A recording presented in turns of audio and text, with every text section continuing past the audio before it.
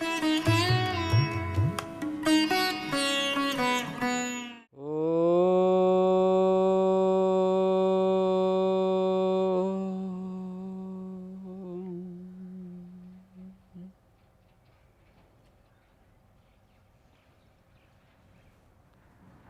यहाँ परोक्ष लिट चल रहा था और इसमें एक प्रश्न उठाया था कि ये तो सारा ही धात्वर्थ तो परोक्ष ही होता है, प्रत्यक्ष कहाँ होता है धात्वर्थ? धात्वर्थ सर्वा परोक्षा एव। यहाँ पर जो परोक्षे है ये परोक्ष काल लिट का वाच्य है या द्योत्य है?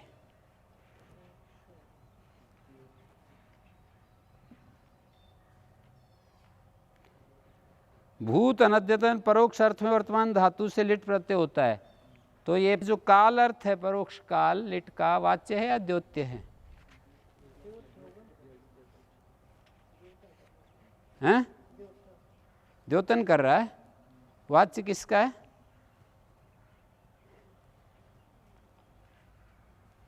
द्योत्य जब इसका है तो वाच्य किसी दूसरे का है। हाँ जी, कस्यास्ति? मैंने ये पूछा कि जो परोक्ष भूत अर्थ है ये लिट का वाच्य है या द्योत्य है? परोक्ष अर्थ धातु में परोक्ष अर्थ रहता है तो लिट उसको द्योतित करता है, और यदि धातु में ना रहे तो लिट उसका वाचक होगा। तो यहाँ पर अर्थ ये किया भूत अनद्यतन परोक्ष अर्थ में वर्तमान धातु से लिट होता है, तो ये द्योत्य हो गया इसका लिट का काल अर्थ। ननु से धात्वर्थ सर्वा परोक्ष है। प्रश्नकर्ता प्रश्न कर रहा है, ननु का अर्थ ही प्रश्नकर्ता प्रश्न कर रहा है कि धात्वर्थ सभी परोक्ष ही होता है। तो कहता सत्यम एतत्, बिल्कुल ठीक, सत्यम एतत् ये अर्ध अंगीकार में आता है, ये आदि बात स्वीकार करता है तब ये बोलता है। नहीं, इस तरह से जब प्रश्न के बाद सत्यम एतत् बोलता है ना जब, तो अर्धांगीकार में बोलता है। उत्तर देने वाला ही तो अर्धांगीकार में करता है, वो उसकी पहले की बात को आधा स्वीकार करके बोलता है।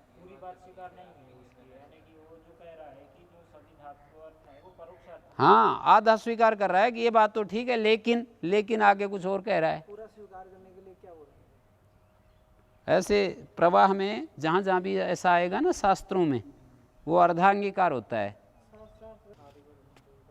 तो ननु से धात्वर्थ सर्वा परोक्ष है, इसने कहा कि धात्वर्थ तो सारा परोक्ष ही होता है, तो बोलता है हाँ बिल्कुल ठीक। और मैं जो बोल रहा हूँ ना बिल्कुल ठीक, इसका मतलब बिल्कुल ठीक कहते हुए भी मैं कुछ ना कुछ और कहूँगा कि हाँ बात बिल्कुल ठीक है आपकी, लेकिन अब लेकिन आ गया तो कुछ और बात आ गई बीच में।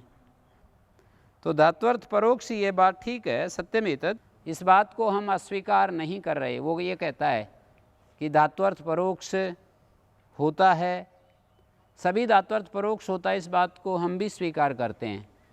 किंतु अस्तितु लोके धात्वर्थे नापि कारकेषु प्रत्यक्ष अभिमाना। कहते हैं कारकों में प्रत्यक्ष जैसा व्यवहार धात्वर्थ के आधार पर धात्वर्थ से संबंधित होकर यदि सत्यमे तदा कस्य व्यवच्छेदार्थम परोक्ष ग्रहणम कृतम। कहते हैं देखो ये बात तो ठीक है कि सभी धात्वर्थ परोक्ष होता है, तो बोले परोक्ष जब सब धात्वर्थ होता है तो परोक्ष ग्रहण व्यर्थ है। परोक्ष कौन होता है? जो अपनी इंद्रियों का आविषय होता है उसको परोक्ष कहते हैं ना। सैव ही धात्वर्थ है परोक्ष, और वो धात्वर्थ तो ऐसा ही तो होता है, अपनी इंद्रियों के काबू में थोड़ी आता है धात्वर्थ। क्रिया रूप जो अर्थ है वो हमारी इंद्रियों की पकड़ में आता नहीं है। इंद्रियां जो है क्रिया को नहीं पकड़ सकती हैं, हाँ? हाँ, तो परोक्ष ग्रहण तो अनर्थक हो रहा है, क्योंकि इसके द्वारा कोई व्यवच्छेद्य होना चाहिए। व्यवच्छेद्य का अर्थ होता है परोक्ष विशेषण डाल करके किसी की व्यावृत्ति हमें अभीष्ट होनी चाहिए, किसी की व्यावृत्ति करनी चाहिए, तो किसी की व्यावृत्ति तो हो नहीं पा रही है। परोक्ष के द्वारा किसी की व्यावृत्ति तो हो नहीं पा रही है, क्योंकि सभी धात्वर्थ परोक्ष है। तो कोई जब धात्वर्थ अपरोक्ष बना ही नहीं तो हम कैसे कहेंगे परोक्ष धात्वर्थ में तो लेट होता है और अपरोक्ष धात्वर्थ में नहीं होता है। अपरोक्ष धात्वर्थ में नहीं होता है, ऐसा तो बनेगा ही नहीं। परोक्ष विशेषण किसी की व्यावृत्ति नहीं कर पा रहा। तो कहते हैं ठीक है, जहाँ साध्य प्रत्यक्ष होता है तो वहाँ साध्य का मतलब क्रिया, तत्र अनिष्पन्ने क्रियात्मनि धात्वर्थे प्रत्यक्षाभिमानलोकस्य भवति। जहाँ क्रिया अनिष्पन्न होती है तो धात्वर्थे प्रत्यक्षाभिमानलोकस्य भवति। यत्र साध्यानि प्रत्यक्षाणि तत्र अनिष्पन्ने क्रियात्मनि धात्वर्थे, तो वहाँ अनिष्पन्न क्रिया स्वरूप धात्वर्थ में प्रत्यक्षाभिमान लोक का होता है। ननु च साध्यानि भी नैव प्रत्यक्षाणि साधनानि अपि शक्ति स्वभावतः शक्तेश्च कार्यानुमेयत्वात् नहीं असक्तो कार्यं करोति कार्यकरणे शक्तिरनुमीयते। यत्र साध्यानि प्रत्यक्षाणि अनिष्पन्ने क्रियात्मनि धात्वर्थे, पिछली वाली पंक्ति प्रत्यक्षाभिमानो लोकस्य भवति, कथं भवति? यहाँ पर देखो पदमंजरी पढ़ो। ननु च एक फलोद्देशेन प्रवृत्तत्वाद ऐक्यमिवापन्ना वितत रूपा क्षण प्रवाहो धात्वर्थ। धात्वर्थ की व्याख्या कर रहे हैं। एक फल उद्देश्य से प्रवृत्त होकर प्रवृत्तत्वाद प्रवृत्त होने के कारण ऐक्यमिवापन्ना वितत रूपा फैला हुआ जो क्षण प्रवाह है, जो ऐक्य की भांति हो गया है, पूर्वापर एक हो गया है, जिसमें जैसे देवदत्ता पचती, इसमें शुरू से अंत तक जो क्रिया क्षण है वो ऐक्यमिवापन्ना भवति, तब पचती बोलते हैं। स कार्षण्येन एकस्मिन् क्षणेन संभवति। वो जो धात्वर्थ है वो कृतसंता से एक क्षण में नहीं होगा। सद्वस्तु विषय इंद्रिय न गृह्यते, इसलिए जो इंद्रियां सद्वस्तु को ग्रहण करती हैं, विद्यमान वस्तु को ग्रहण करती हैं, वो इस साध्य स्वभाव वाली क्रिया को ग्रहण नहीं कर सकती हैं। ततश्च एक एक क्रिया क्षण से प्रत्यक्षत्वे भी, एक एक क्रिया क्षण का प्रत्यक्ष होते हुए भी, जैसे किसी ने बाल्टी को उठाई तो उठाना क्रिया को प्रत्यक्ष कर लिया। एक क्रिया में कितनी सारी सैकड़ों क्रियाएं होती हैं ना, तो एक एक क्रिया एक क्षण में एक क्रिया होगी, तो उसका प्रत्यक्ष होने पर समूह रूप जो धात्वर्थ है वो तो परोक्ष ही होगा। आदि से अंत तक जो क्रियाओं का, बहुत सारी क्रियाओं का समाहार होता है, बहुत सारे क्षणों में जो क्रिया होती है, जैसे अब मैं एक एक क्षण बोल रहा हूँ, ये तो प्रत्यक्ष है, मैं बोल रहा हूँ, कर्णेंद्रिय के द्वारा प्रत्यक्ष है। पर कुछ चीज़ें पहले बोल दी, कुछ मैं आगे बोलूँगा, वे सारी की सारी तो प्रत्यक्ष नहीं होती हैं। तो कोई भी समूह रूप धात्वर्थ परोक्ष ही होता है। तो अव्यभिचाराद विशेषणम, इसलिए कह रहे हैं कि सारा धात्वर्थ या क्रिया जो है परोक्ष होने के कारण ये धातु के साथ व्यभिचरित नहीं हो रहा है। अव्यभिचाराद विशेषणम एतत्, अव्यभिचार होने से, व्यभिचार न होने से, व्यभिचार में ही विशेषण विशेष भाव होता है, संभव और व्यभिचार। सत्यम एतत् अनंतरोक्तम मन्यते, सत्यम एतत् कह करके जो आगे बात कही जा रही है ना, उसको कहा जा रहा है। किमर्थम तरी परोक्ष ग्रहणम, सत्यम एतत् यदि कह रहे हो तो परोक्ष क्यों पड़ा? यदि हमारी बात को आप स्वीकार करते हो तो परोक्ष क्यों पड़ा? तो कहते हैं इसलिए पड़ा, सुनो। अस्तित्व, ये जो पंक्ति लिखी है, जहाँ साधन शक्तियाश्रय भूतम भूतकार शीतकार आदि विशिष्टं संरब्ध रूपम द्रव्यम प्रत्यक्षम तत्र धात्वर्थ एव प्रत्यक्षाभिमानो लौकिका नाम। अभिमान मिथ्या जान तद व्यावृते परोक्ष ग्रहणम।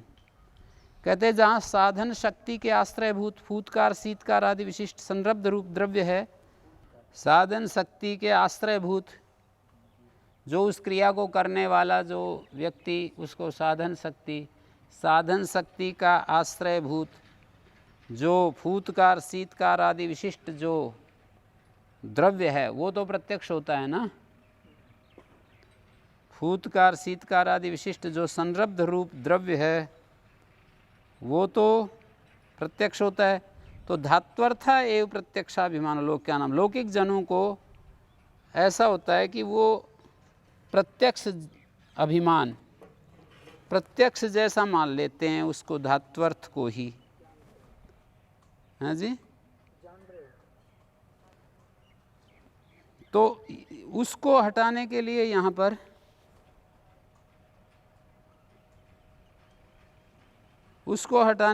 पर परोक्ष ग्रहण किया है। हाँ, लौकिक जनों को ना, जो काम करने वाला व्यक्ति होता है ना, काम करने वाला जो व्यक्ति होता है, धात्वर्थ एवं प्रत्यक्षाभिमान लोक्य नाम, उसके आधार पर ही वो धात्वर्थ को ही प्रत्यक्ष कह देते हैं। हाँ, यदि तरी यत्र साधन शक्ति आश्रम द्रव्यम परोक्षम तत्र लिट भवति। अच्छा, तो साधन शक्ति का आश्रय जो द्रव्य है वो जहाँ परोक्ष हो उसमें लिट होता है।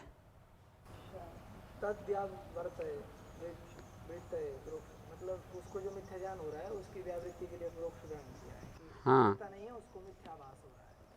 नहीं, वो ये कहना चाह रहे हैं परोक्ष लिट वहाँ होता है जहाँ पर जो क्रिया का करने वाला जो व्यक्ति है वो उसकी आंखों के सामने नहीं है। क्रिया के परोक्षत्व में नहीं, क्रिया के करने वाले के परोक्षत्व में। परोक्ष शब्द, क्रिया तो वैसे ही परोक्ष है, पर क्रिया के साधन जो है वो भी परोक्ष होना चाहिए, तब ये लिट होगा। परोक्ष ग्रहण साधन के परोक्ष के लिए हो गया, ना कि क्रिया के परोक्ष के लिए। तो साधन के परोक्ष के लिए जब हो गया तो ऐसा कहेंगे तो उत्तम पुरुष में लिट कैसे करोगे? उत्तम पुरुष में रूप बनाते हो लिट के। उत्तम जो पुरुष है स्वयं तो कभी भी परोक्ष होता ही नहीं है अपने लिए। तो कहते हैं वो भी होता है कभी कभी, जैसे स्वप्न में होता है, पागल भी हो सकता है, और स्वप्न अवस्था में कोई बोल रहा हो, फिर वो सुबह उससे कह रहे हैं तुम तो आज बोल रहे थे सुप्तो हम किल विललाप, तो वो कहता है कि अच्छा मैं विलाप कर रहा था।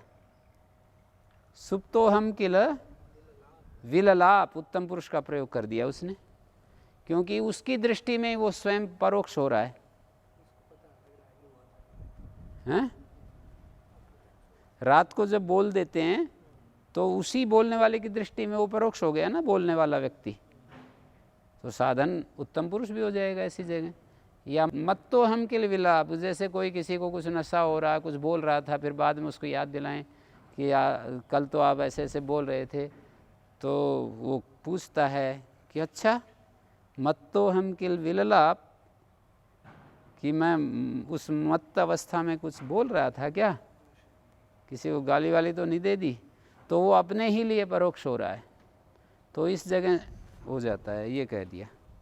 उत्तम विषय भी चित्त व्याक्षेपात परोक्षता संभवत्येव। तो स यत्र नास्ति तत्परोक्षमिति उच्यते। स कह, वो कारक जहाँ नहीं है, साधन जहाँ पर प्रत्यक्ष नहीं है, वो परोक्ष बनेगा। स यत्र नास्ति तत्परोक्षमिति उच्यते। चकार जहार हो सकता है ऐसे क्षण भी आ जाते हैं।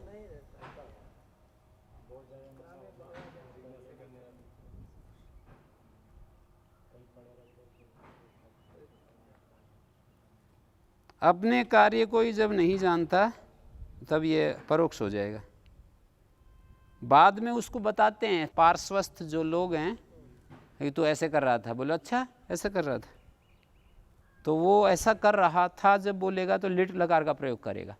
मैं आपको बता चुका हूँ कि ये जो है पाणिनि महाराज भूत अनद्यतन परोक्ष मात्र देख रहे हैं, ये नहीं देख रहे हैं कि हमारे जीवन के काल से पहले वो घटना घटी।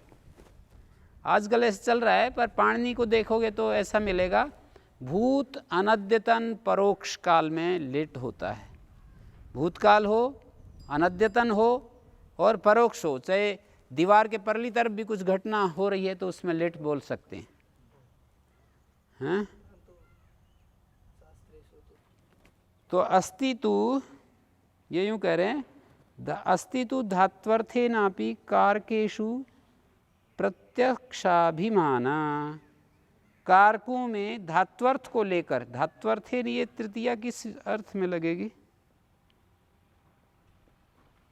धात्वर्थ जो होता है साध्यमान क्रिया होती है, और यच्च साध्यमानम तद असत, जो साध्यमान होता है वो सत नहीं होता है। न्यासकार कहता है कि धात्वर्थो ही पूर्वापरी भूतावयवा साध्यमाना क्रिया, पूर्वापुरी भूत अवयव हैं जिसके, ऐसी साध्यमान क्रिया होती है, सिद्ध की जा रही क्रिया होती है धात्वर्थ। तो कहते हैं यच्च साध्यमानम तद असत, जो साध्यमान होता है वो असत होता है। असत माने सत नहीं होता है, विद्यमान नहीं होता है। यच्च साध्यमानम तद असत, यच्च असत, और जो असत होता है वो इंद्रियाणाम अविषयो भवति, जो असत है वो इंद्रियों का विषय नहीं होता है। तेषाम सद्विषयत्वात्, इंद्रियां तो सद विषयक होते हैं। इंद्रियां जो है ऐसी चीज़ों को ग्रहण नहीं करती जो असद रूप हैं। सदरूप भी इंद्रियां नहीं ग्रहण करती यदि वो इंद्रियों की पकड़ में आने वाली चीज़ ना हो। जैसे धर्म को इंद्रियां नहीं पकड़ सकती, इसलिए मीमांसा शास्त्र में कहा कि धर्म का ज्ञान करने के लिए वेदोपदेश है, क्योंकि इंद्रियां उसको नहीं पकड़ सकती। तो यच्च साध्यमानम तदसत तच्च असद इंद्रियाणाम अविषया तेषां सद्विषयत्वात्, यच्च इंद्रियाणाम अविषया तत् परोक्षम सएव ही धात्वर्थ परोक्षा। तो धात्वर्थ परोक्ष ही होता है, परोक्ष ऋणमानर्थकम व्यवच्छेद्याभावात्। ऐसे न्यासकार ने प्रश्न प्रस्तुत किया। सत्यम एतत् यद अनंतरम उक्तम, जो आपने अभी कहा वो ठीक है, हैं? यदि सत्यम एतत् कस्य व्यवच्छेदार्थम परोक्ष ग्रहणम कृतम, यदि सत्य है तो किसको हटाने के लिए आपने परोक्ष पढ़ा। तो उन्होंने कहा यत्र साध्यानि प्रत्यक्षाणि, एक होता है साध्य और एक होता है साधन। जहाँ साध्य प्रत्यक्ष होते हैं अनिष्पन्ने क्रियात्मनि धात्वर्थे प्रत्यक्षाभिमानो लोकस्य भवति।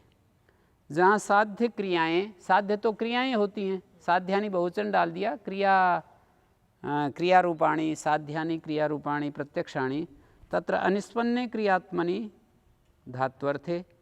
तो वहाँ पर क्रिया स्वरूप जो धात्वर्थ है वो मान लीजिए निष्पन्न नहीं हुआ है, पर लोग उसको प्रत्यक्ष जैसा समझता है।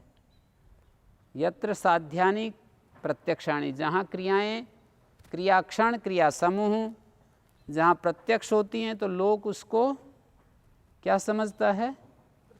प्रत्यक्ष समझता है। ननु च साधनानि अपि वही प्रत्यक्षाणि, क्यों जी? साधन भी तो प्रत्यक्ष होते हैं, शक्ति स्वभावत्वात्। साधन जो होते हैं वो शक्ति स्वभाव वाले होते हैं। शक्ति कार्यानुमेयत्वात्, कार्य से शक्ति का बोध होता है। नहीं अशक्तो कार्यम करोति, अशक्ति की स्थिति में कार्य आदमी नहीं कर सकता है। कार्य करने शक्तिरनुमीयते, कार्य के संपन्न होने में शक्ति का अनुमान। तत् किमुच्यते साधनानि प्रत्यक्षाणि, कैसे आप साधनों को प्रत्यक्ष कह रहे हो? प्रश्नकर्ता ने कहा ना साधन भी तो प्रत्यक्ष होते हैं। शक्ति स्वभावत्वात् शक्तिश्च कार्यानुमेयत्वात्, अशक्तो कार्यम न करोति, कार्य करने शक्तिरनुमीयते, तत्किमुच्यते साधनानि नैष दोषा द्रव्याश्रिता ही शक्तया। शक्ति का अर्थ होता है जो, शक्ति का मतलब कारक के आश्रित, जो कारक के जो आश्रित होती है उसको शक्ति कहते हैं। शक्ति का मतलब होता है एक द्रव्य होता है और एक द्रव्य के अंदर शक्ति होती है। जैसे देवदत्ता पठति पचति गच्छति जैसे बोलें तो मेरा एक शरीर, देवदत्त का एक शरीर है और उस शरीर के अंदर उस क्रिया को करने की शक्ति है। तो शक्ति और शक्तिमान ये दो चीज़ें होती हैं। शक्ति शक्तिमान के अंदर रहती है, द्रव्य के अंदर रहती है। शक्तिमान कारक शक्ति, साधन शक्ति, उसको अलग करके देख रहे हैं। शक्तिमान कौन हुआ? देवदत्त घास काट रहा है तो हम क्या देख रहे हैं?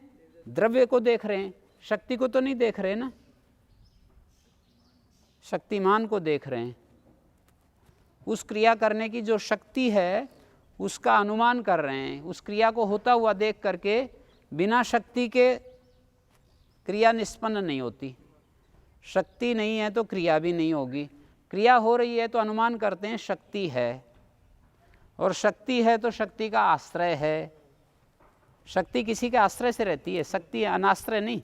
जैसे जल लोटे के आश्रय से रहता है, ऐसे द्रव्यस्य प्रत्यक्षत्वाद आश्रय धर्मम आश्रितेषु शक्त्यात्मकेषु उपचार्याणि एतानि अपि प्रत्यक्षाणि इति उच्यन्ते। द्रव्य के प्रत्यक्ष होने से आश्रय धर्म जो आश्रित शक्त्यात्मकेषु, आश्रय धर्मम आश्रितेषु शक्त्यात्मकेषु उपचार्याणि अथवा तदपि साधनाश्रय द्रव्य शक्तिम शक्तिमतोर भेदस्य अविवक्षितत्वात् साधन शब्देन उच्यते। वो जो साधन का आश्रय है द्रव्य और द्रव्य शक्ति मतोर भेदस्य अविवक्षितत्वात्, शक्ति और शक्तिमान के भेद की अविवक्षा करके साधन शब्द से कह रहे हैं। तत्परोक्ष ग्रहण प्रत्यक्षाभिमानो अस्ति। कुल मिलाकर के इन्होंने पता है क्या कहा, यही कहा है कि यहाँ परोक्ष शब्द से साधन की परोक्षता को पकड़ करके व्यवहार करेंगे, क्रिया की परोक्षता को लेकर के नहीं। कारकेषु प्रत्यक्ष और परोक्ष का व्यवहार होता है। तो कारकों के प्रत्यक्ष होने पर लट हो जाएगा, कारकों के परोक्ष होने पर लिट हो जाएगा। कारक यदि प्रत्यक्ष हैं, वर्तमान काल में हैं, तो लट हो जाएगा। कारक यदि परोक्ष हैं तो लिट हो जाएगा। स यत्र नास्ति तत् परोक्षमिति उच्यते। कार्य हो गया और वो साधन हमारे सामने नहीं है, लेट हो जाएगा वहाँ। अस्तितु धात्वर्थेनापि कारकेषु प्रत्यक्षाभिमाना स यत्र नास्ति। प्रत्यक्ष अभिमान लोक में हो देखा जाता है, वो जहाँ नहीं है उसको परोक्ष कहेंगे। धात्वर्थ के द्वारा, धात्वर्थेनापि धात्वर्थ के द्वारा भी कारक में प्रत्यक्षाभिमान हो जाता है। धात्वर्थ के को पकड़कर, धात्वर्थ के आधार पर कारक को प्रत्यक्ष परोक्ष कह देते हैं ना। जो कारक हैं वो हमारे प्रत्यक्ष परोक्ष हो जाते हैं, क्रिया को देखकर। इसी को इन्होंने पद्मंजरी में कहा, साधन शक्ति आश्रय भूतम भूतकार शीतकार आदि विशिष्टम संरब्ध रूपम द्रव्यम प्रत्यक्षम। जो कार्य में लगा हुआ, संरब्ध क्या होता है? रभ राभस्य। साधन शक्ति का आश्रय भूत, भूतकार शीतकार आदि विशिष्टम संरब्ध रूपम द्रव्यम, ऐसा द्रव्य जो कि जुटा हुआ है वो प्रत्यक्ष होता है। तो धात्वर्थ है प्रत्यक्षाभिमान लौकिक का नाम। लौकिक लोग ऐसा कह देते हैं कि भाई ये धात्वर्थ ही हमारा तो प्रत्यक्ष हो रहा है। जब उस साधन को जब प्रत्यक्ष करते हैं तो उसको धात्वर्थ को प्रत्यक्ष कह देते हैं। तो उसके आधार पर जो है ये व्यवहार करते हैं। यदि तरी यत्र साधन शक्त्याश्रयं द्रव्यम परोक्षम तत्र लिट भवति उत्तमो न प्राप्नोति तत्र बुद्धि इंद्रिय शरीर आदि संघाता करता से च आत्मना प्रत्यक्ष है। बुद्धि इंद्रिय शरीर आदि का संघात करता है और वो आत्मा करता है, प्रत्यक्ष ही है। अत्यंता अपन्वे च लिड वक्तव्य। एक बात कह दी कि अत्यंत अपन्व, अपलाप, अत्यंत किसी अपलाप को बताएंगे ना, मतलब किसी बात को छिपाएंगे, तो ये तो प्रत्यक्ष विषय में ही स क्वचिद अत्यंतो भवति स सर्वाप्नवा क्वचिद अनत्यंतो एक देशापनवा तत्र यो अत्यंत स सर्वाप्नवा तत्र लिड वक्तव्य। तो क्या इसको बोलने से हमें साफ पता चलेगा कि ये झूठ बोल रहा है? ये कह रहे हैं अत्यंत अपन्व में लिट कहना चाहिए। कलिंगेषु स्थितो असि, कलिंग देश में क्या आप ठहरे हो कभी? कलिंग नाम का कोई एक जुगुप्सित देश है, पतंजलिकार कहते हैं। तत्र प्रविश्य त्वया चिरकालम स्थितम कश्चिद उक्ता। किसी ने किसी को कहा कि वहाँ जाकर के आप तो बहुत देर तक ठहरे हो। तो वो बोला ना हम कलिंगम जगाम, भाई मैं कहीं कलिंग वलिंग नहीं गया हूँ। कलिंगो नाम जुगुप्सितो देशा तत्र प्रविश्य त्वया चिरकालम स्थितम। वहाँ जा कर के तुम बहुत लंबे समय तक रहे हो। तो वो उत्तर देता है कि नाहम कलिंगम जगाम न केवलम अवस्थानम प्रतिसिद्धते किंतरि तद हेतुभूतम गमनम अपि इति अत्यंत अपन्व, अत्यंत उस चीज़ का अपलाप कर रहे हैं, उस चीज़ को बिल्कुल हटा रहे हैं अगले वाले की बात को। ये नहीं कि झूठ बोल रहा है, यदि हम अपलाप झूठ अर्थ में लेंगे ना तो फिर तो जहाँ जहाँ भी ऐसे कोई बोलेगा तो हमारे को पकड़ में आ जाएगा कि ये तो झूठ बोल रहा है। ऐसे व्यवहार में थोड़ी होता है कि हम अपना ऐसा प्रयोग करें कि अगला हमारे को झूठा तत्काल पकड़ ले। मैं व्यावहारिक भाषा की बात कर रहा हूँ कि व्यवहार में कोई हम ऐसी भाषा थोड़ी बोलते हैं कि हमारे विधान शास्त्र पढ़ा हुआ व्यक्ति हो और वो कहे कि झूठ बोलने में लेट होता है, तो कोई झूठ बोलेगा तो ये तो समझ लेगा कि ये तो झूठ बोल रहा है, झूठ बोल रहा है। यदि ऐसा हो तो ऐसा व्यवहार चलता नहीं है कि भाई सूत्र में कह रखा है कि झूठ बोलने में लेट होता है और हम व्यवहार में झूठ बोलने लगें तो पकड़ लेगा कि ये तो झूठ बोल रहा है। पर व्यवहार ऐसे चलता नहीं ना कि हम व्यवहार में किसी को ऐसा शब्दावली प्रस्तुत करें कि जो साफ साफ उससे पता लगे कि झूठ बोल रहा है। तो इसलिए इसका अर्थ ये है कि जब हम बिल्कुल मना करें, अपन्व का मतलब है बिल्कुल किसी के द्वारा कोई बात पूछी जाए और उसको एकदम निषेध करें, झूठ की बात नहीं है, उसको एकदम अपन्व करें, उसका छिपाएं, उसको बिल्कुल उसका प्रतिवाद करें, उसको निराकरण करें, ये अर्थ है। अपन्व शब्द वैसे छिपाने में आता है, अपन्व होती मानी छिपाना। जब हम किसी बात को बिल्कुल छिपाएं, मना करें, तो उसके लिए लिट का प्रयोग होता है। जैसे यहाँ पर कलिंगेषु स्थितोऽसि कदाचित भवान ना हम कलिंगम जगाम, अब वो कहता है, छिपा रहा है, उसकी बात को बिल्कुल हटा रहा है कि ना भाई मैं कहीं कभी नहीं गया, ना हम कलिंगान जगाम, मैं नहीं गया, तो ऐसे प्रयोग में लिट हो जाता। दक्षिणापथम प्रविष्टोसी, ये प्रश्नकर्ता कह रहा है कि दक्षिणापथ में कभी गए, तो एकदम से पूरा का पूरा कंप्लीट जो है उसको निषेध करता है, तो लिट हो जाता है। ना हम दक्षिणापथम प्रविवेश, मैं कभी दक्षिणापथ में नहीं गया।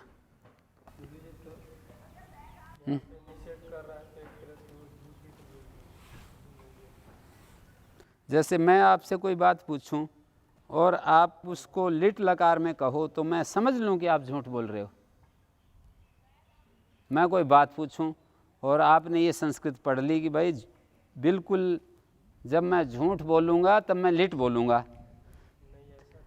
तो आप झूठ बोलोगे, लिट बोलोगे, मैं समझ लूँगा कि ये झूठ बोल रहा है, लिट बोल रहा है, तो क्या करेंगे? तो कैसे करेंगे बताओ?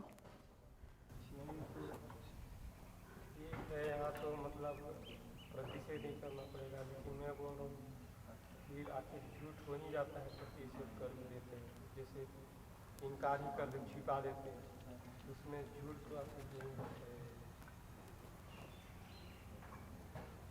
वो तो ठीक है, पर क्या करें? अब ये समाधान दो कुछ।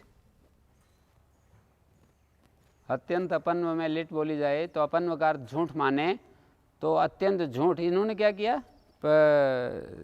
भावबोधनी में? किसी ने पूछा नहीं, अत्यंत अपन्व का क्या अर्थ है? और इसका अर्थ दिया जो कलिंगेषु स्थितोऽसि ना हम कलिंगान जगाम। पूछा कलिंग उड़ीसा में रहते हो, उत्तर देने वाला पूरी तरह झूठ बोल देता है, मैं कभी भी कलिंग उड़ीसा नहीं गया। तो ये वार्तिक क्यों कह रहा है?